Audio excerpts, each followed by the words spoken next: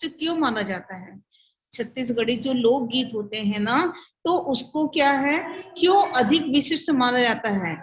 ध्यान से सुनिए इसका आंसर। छत्तीसगढ़ी लोकगीत को अन्य भारतीय लोक गीतों से अधिक विशिष्ट इसलिए माना जाता है क्योंकि इसमें धुनों की विविधता होती है। इसमें एक से एक धुन रहती है ना, इसी के कारण इसको क्या है, अलग विशिष्ट माना जाता है। अन्य लोक गीतों से छत्तीसगढ़ी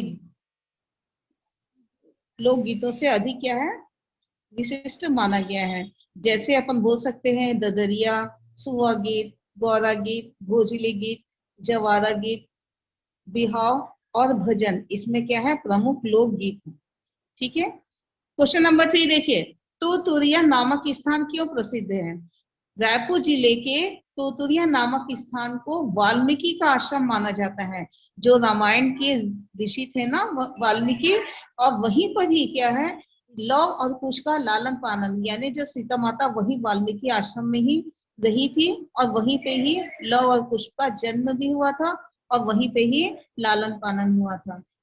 ठीक है। और उसके बाद आगे शिक्षा दीक्षा भी वाल्मीकि आश्रम में ही हुई थी, जो कि कहाँ पर है, रायपुर के तुतुरिया नामक स्थान में है। और इसके साथ ही साथ क्या है, आदि शंकराचार्य के गुरु भी, उनका नाम क्या था, श्री गोविंद पाद स्वामी, इसी धरती के संत थे, यानी ये छत्तीसगढ़ में ही इनका जन्म हुआ था, इसलिए यह स्थान प्रसिद्ध है। कौन सा स्थान? तुतुरिया, जो कि अपने छत्तीसगढ़ में है।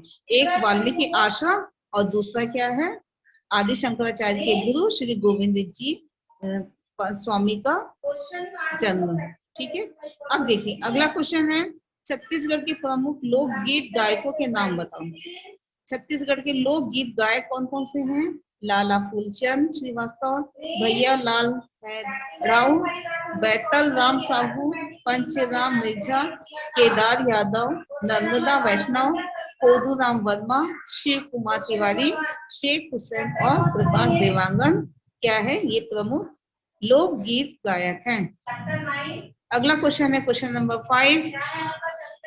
छत्तीसगढ़ के लोक नाट्य में प्रमुख है नाचा, चंदेनी और रहस्य। नाचा विधा को संक्षेप में समझाइए। ठीक है। तो देखो नाचा के बारे में पूछा गया है, आंसर सुनिए ध्यान से। छत्तीसगढ़ की लोक नाट्य की एक प्रमुख विधा है नाचा। ठीक है। एक प्रमुख नृत्य है नाचा। नाचा अत्यंत ही सशक्त और लोकप्रिय विधा है। इसमें पुरुष ही महिला के वेश में परी बनकर गाते और नाचते हैं।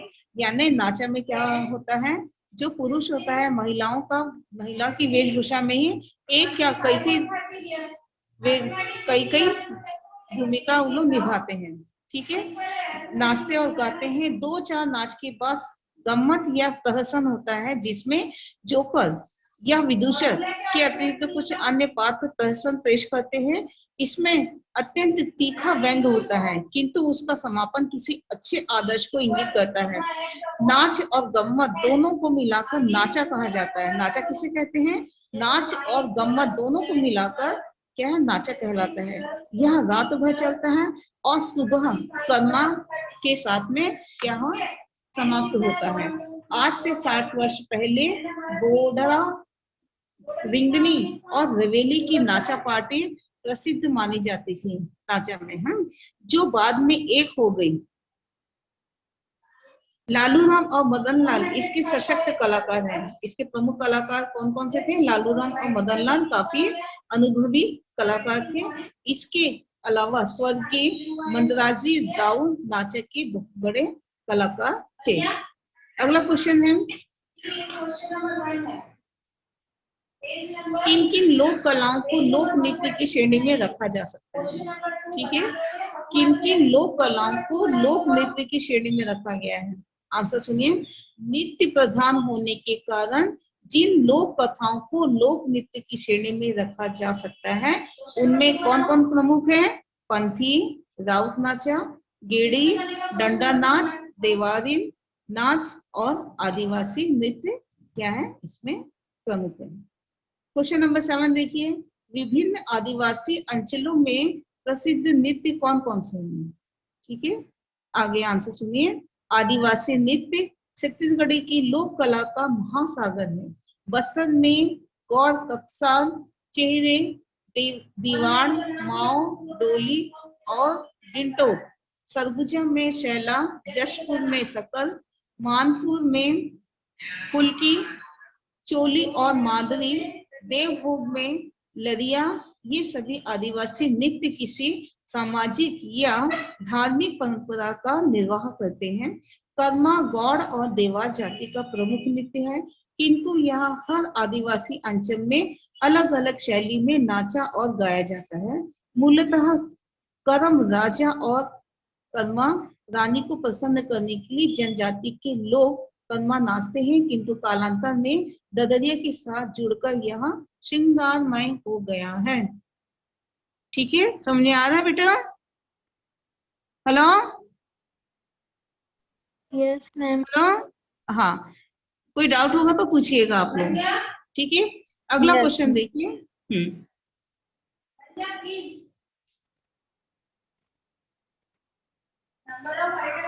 देखिए एक क्वेश्चन यहाँ पे देखो, अगला क्वेश्चन है, महर्षि वाल्मीकि द्वारा रचित ग्रंथ का नाम लिखकर प्रसिद्ध आदि शंकराचार्य द्वारा स्थापित 4 आश्रमों का उल्लेख कीजिए। अब देखिए, जो वाल्मीकि का आश्रम कहाँ पर है? तोतुरिया में, रायपुर के पास में ही है ना? रायपुर में तोतुरिया जगह में है। और ये क्या है, इसका आंसर सुनिए। और है महर्षि वाल्मीकि द्वारा रचित ग्रंथ का नाम क्या है? वाल्मीकि रामायण है। आदि शंकराचार्य द्वारा स्थापित 4 आश्रम हैं। कौन कौन से हैं? श्रृंगेरी मठ, गोवर्धन मठ, शारदा मठ और ज्योति मठ है। ठीक है, मुंगेरी मठ भारत के दक्षिण में रामेश्वरम में स्थित है। गोवर्धन मठ भारत उड़ीसा के पूर्वी में है। गोवर्धन मठ भारत उड़ीसा की पूरी जगह में है। ठीक है, शारदा मठ गुजरात में द्वारका धाम में है। और ज्योति मठ उत्तराखंड में कहाँ पर है? बद्रिकाश्रम में है। ठीक है, अगला क्वेश्चन है, शक्ति की आराधना जवारा का विस्तार पूर्वक वर्णन करना है, जवारा के बारे में। ठीक है, शक्ति की आराधना जवारा है। ठीक है, नवरात्रि के पर्व में एक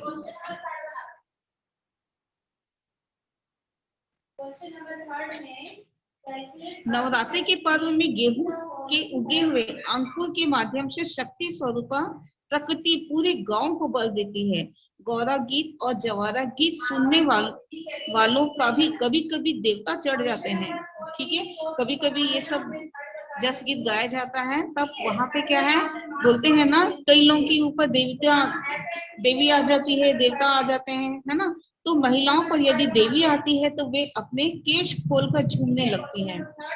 ठीक है, तो जो जवारा गीत में है, जब जवारा मतलब जब नवरात्रि के समय में माता की जब हम आराधना करते हैं और जब गेहूं से जब बाली निकलती है ना, तो उसी को अपन जवारा बोलते हैं। और जब उसी के सम्मुख क्या करते हैं, जब गौरा गीत गाते हैं, है ना, गौरा गीत या जवारा गीत जब गाते हैं, सुनते हैं लोग, तो वहीं पे क्या है, बहुत जगह जनरली देखा जाता है, बहुत जगह क्या है, बोलते हैं देवी माँ आ गई है करके, ऐसा करके बोलते हैं। और महिलाओं पर यदि देवी आती है तो वे अपने आप ही उसके केश खुल जाते हैं, बाल पूरे खुल जाते हैं, छोटी जगह करती है ना, तो वो खुल जाती हैं और वहीं पे क्या वो अपने नृत्य करने लगती हैं।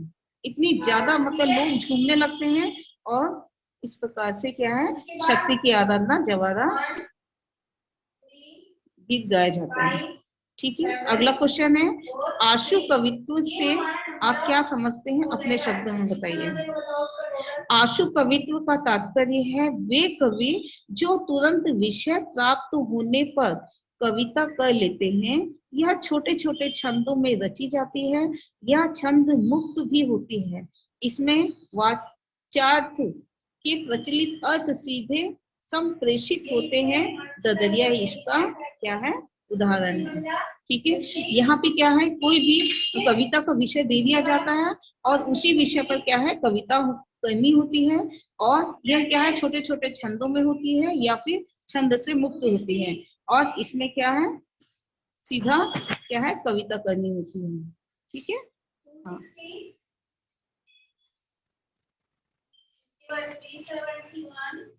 चलिए अगला क्वेश्चन है, सुआ गीत। जो सुआ गीत होता है ना छत्तीसगढ़ में, उस नृत्य के समय टोकरी में भरे धान के ऊपर सुआ रखने का क्या अर्थ है? इसका आंसर सुनिए। जो सुआ गीत होता है उसमें नृत्य के समय टोकरी में भरे धान के ऊपर सुआ रखने का अर्थ आत्मा का प्रतीक है। सुआ अर्थात तोते की प्रतिमा रख स्त्रियां उसके चारों ओर वृत्ताकार यानी गोला गोला गोला मतलब टोकरी की गोल गोल घूम घूम के नृत्य करती है और गाती भी है। जिस तरह कबीर के हंसा को आत्मा का प्रतीक माना गया है, ठीक उसी प्रकार छत्तीसगढ़ी लोकगीतों में सुआ को आत्मा का प्रतीक माना गया है। ठीक है, चलिए अगला क्वेश्चन है, पद्म भूषण तीजन बाई को पंडवानी की कापालिक शैली की गायिका कहा जाता है। इस शैली का अर्थ स्पष्ट करते हुए पंडवानी की अन्य शैली का उल्लेख कीजिए। इसका आंसर सुनिए। पंडवानी की दो शैलियां होती है, वेदमती और कापालिक। पद्म भूषण तीजन बाई पंडवानी की कापालिक शैली की गायिका है। इस शैली में खड़े होकर अभिनय द्वारा कथा की भावपूर्ण अभिव्यक्ति की जाती है। पंडवानी की अनेक शैली वेदमती है। इसमें घुटनों के बल बैठकर कथा की भावपूर्ण अभिव्यक्ति की जाती है। इस शैली की प्रमुख गायिका श्रीमती रितु वर्मा है। ठीक है, कापालिक की अपन की तीजन बाई है और जो दूसरी है अपन की वो कौन है? रितु वर्मा है। ठीक है, रितु वर्मा है। वो कौन सी शैली की है? पंडवानी की अन्य शैली वेदमती की कौन है? श्रीमती रितु वर्मा है। अगला क्वेश्चन है, हरियाली पर्व के समय कृषि उपकरण की पूजा अर्चना करते हुए बैगा द्वारा दरवाजे पर नीम की डंडी खींचने का आशय क्या है? स्पष्ट कीजिए। आंसर सुनिए। हरियाली मतलब हरेली पर्व के समय कृषि उपकरणों जैसे हल, कुदाली, फावड़ा आदि की पूजा की जाती है। वर्षा ऋतु के आगमन के समय ही यह पर्व मनाया जाता है, जिससे फसल अच्छी हो। और दरवाजे पर नीम की डंडी खींचने का अर्थ है बुरी नजरों के प्रभाव से बचा जा सके। ठीक है, चलो उनके ये क्वेश्चन आंसर हो गए हैं। और देखिए यहाँ पे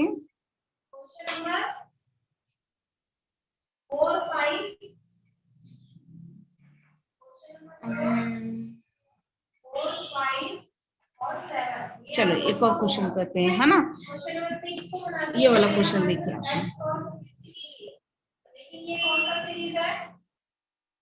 छत्तीसगढ़ के 36 किलों के नाम ढूंढकर लिखे। ये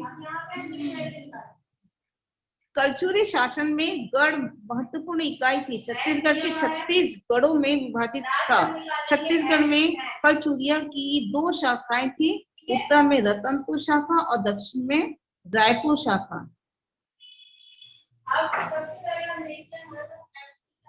अब देखिए नंबर 1, रतनपुर की 18 गढ़ इस प्रकार है। जो गढ़ है ना जिसके कारण छत्तीसगढ़ पड़ा, तो वही छत्तीसगढ़ है। उन्हीं के 36 किलो के नाम आपको बताना है।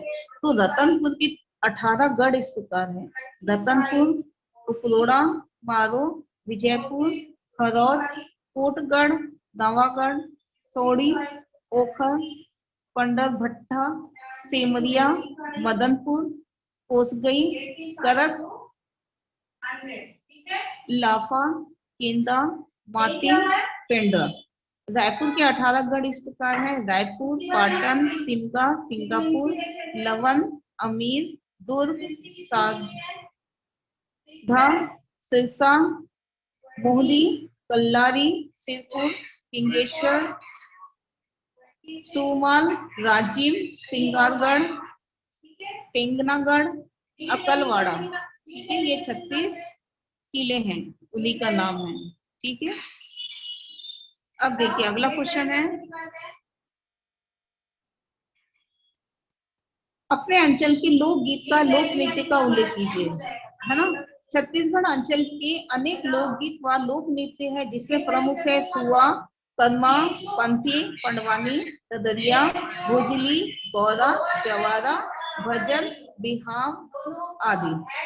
ठीक है, चलिए अब ये क्वेश्चन आंसर हो गए हैं। इन सब आप लोग क्या करोगे, ये छत्तीसगढ़ की लोक कलाओं के प्रश्न उत्तर आप लोग सभी लोग अच्छे से करना। ठीक है, इसमें किसी को कोई डाउट है? सारे क्वेश्चन आंसर हो गए हैं, किसी को कोई डाउट है क्या? हेलो, किसी को कोई डाउट है? No ma'am. हाँ, तो चलिए ये अपना पूरा चैप्टर हो गया, ये रीडिंग भी हो गई है, क्वेश्चन आंसर भी अपन ने पढ़ लिए। कल के दिन कोई नया चैप्टर पढ़ेंगे, ठीक है।